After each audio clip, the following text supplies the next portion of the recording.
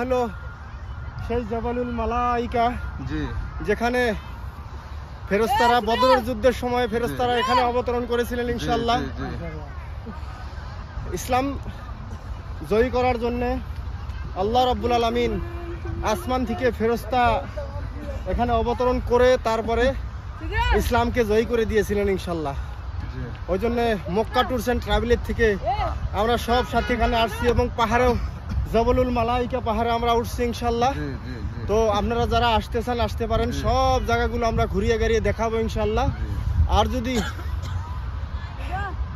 আমাদের কিছু সাথী আছে যারা উঠতে পারে নাই, কিছু জওয়ান সাথী আমরা উঠছি ইনশাআল্লাহ। দোয়া করবেন আল্লাহ রাব্বুল আলামিন যাতে আমাদের সবাইকে এই সফর, এই উমরা হজের সফর যাতে আল্লাহ রাব্বুল আলামিন কবুল করে। আমিন আমিন আল্লাহুম্মা আমিন। খুব ভালো করে দেখেন সবাই ইনশাআল্লাহ। এটার উপরে ফেরেশতারা অবতরণ করছিল।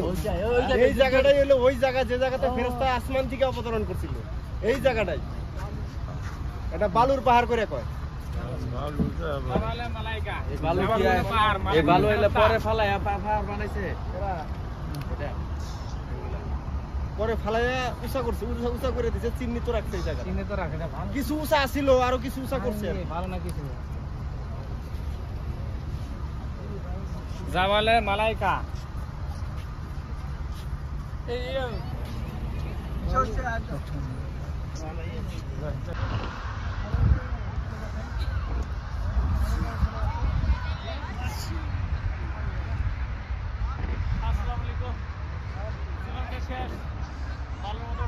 বাবা উৎপন্ন হারিল মই আৰু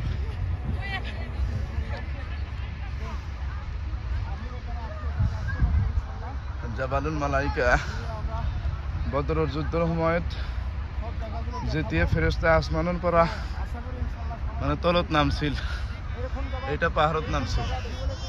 প্ৰথমতে এটা পাহাৰত নাজিল হৈছিল ফেৰেশতা, আসমানৰ পৰা ডাইৰেক্ট এটা পাহাৰত আহি নামছিল ৫,০০০ ফেরেশতা।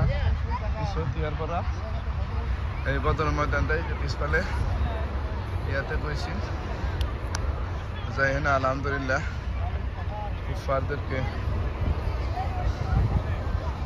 কুফাররা হেরে গেছে।